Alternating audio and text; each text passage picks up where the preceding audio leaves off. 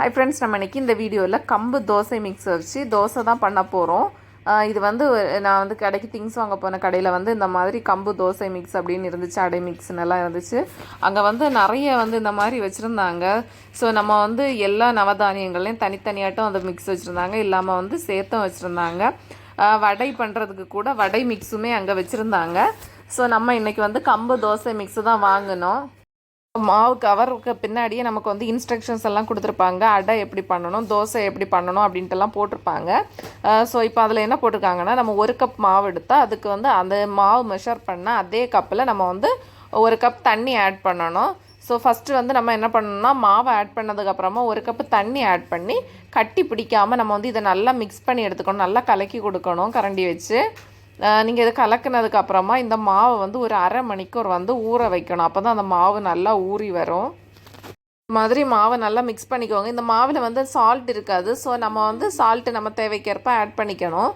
ரொம்பலாம் ஆட் பண்ணாதீங்க, ஒரு அளவாட்ட ஆட் பண்ணிக்கோங்க. ஏன்னா லைட்டாக நம்ம உப்பு ஆட் பண்ணாலும் ரொம்ப இதாட்டு இருக்கும். ஸோ உப்பு வந்து அளவுக்கு நீங்கள் மிக்ஸ் பண்ணிக்கோங்க. இப்போ பார்த்தீங்களா, கட்டி இல்லாமல் இந்த மாதிரி தான் நம்ம கலக்கி அரை மணி நேரம் இதை வந்து ஊற வைக்கணும். நம்ம வந்து இந்த மாவு வந்து ஒரு பக்கம் ஊறட்டும். நம்ம அந்த கேப்பில் இதுக்கு தேவையான நம்ம இன்க்ரீடியன்ட்ஸ் எல்லாமே ஆட் பண்ணணும்.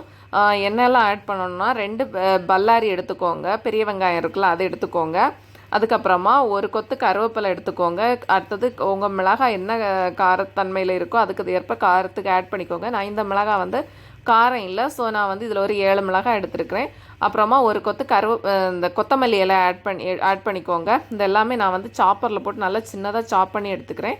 நீங்கள் வந்து சின்ன சின்னதாக கட் பண்ணி எடுத்துக்கோங்க.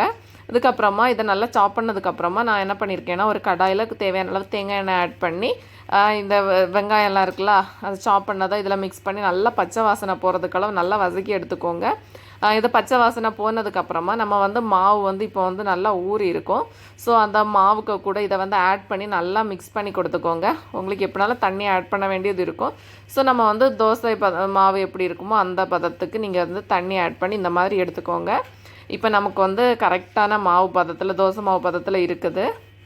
அதுக்கப்புறமா நம்ம வந்து தோசைக்கல்லை ஸ்டவ்வில் வச்சுக்கோங்க. தோசைக்கல் சூடானதுக்கப்புறமா நான் வந்து இது கல் ஆனனால நான் வந்து தேங்காய் எண்ணெய் ஆட் பண்ணி அதுக்கப்புறமா நான் அதில் மாவு ஊற்றுறேன். உங்களுக்கு வந்து என்ன டைப்பான தோசைக்கல்லோ அதுக்கு ஏற்ப நீங்கள் ஆயில் ஆட் பண்ணால் ஆட் பண்ணிக்கோங்க, இல்லைனா ஆட் பண்ண வேண்டாம். அப்புறமா நம்ம தோசை வந்து வேகிறதுக்கு மீடியம் ஃப்ளேமில் வச்சுக்கோங்க. மீடியம் ஃப்ளேம்லேயும் சிம்லேயும் மாற்றி மாற்றி வச்சுக்கோங்க. அப்போ தான் நல்லா வந்து சூப்பராக வரும். அதுக்கப்புறமா தோசையை வந்து நல்லா திருப்பி போட்டு எடுத்துக்கோங்க. இப்போ நமக்கு வந்து தோசை வந்து ரெடி ஆகியாச்சு. நல்ல வாசனையாக இருந்துச்சு. தோசை வந்து செம்ம டேஸ்ட்டாக தான் இருந்துச்சு. ஸோ இதில் வந்து நல்லா சாப் பண்ணனால மிளகாயெல்லாம் நம்ம வாயில் கடிப்படலை, எல்லாமே சூப்பராக இருந்துச்சு. இதுக்கு காம்பினேஷனாக வந்து தேங்காய் சட்னி வச்சுருக்கேன். நீங்கள் வேணால் சாம்பார் கூட வச்சுக்கோங்க, சூப்பராக இருக்கும். Thank you friends. என்னோட இந்த டிப்ஸ் உங்களுக்கு பிடிச்சா லைக் பண்ணுங்கள், ஷேர் பண்ணுங்கள், மறக்க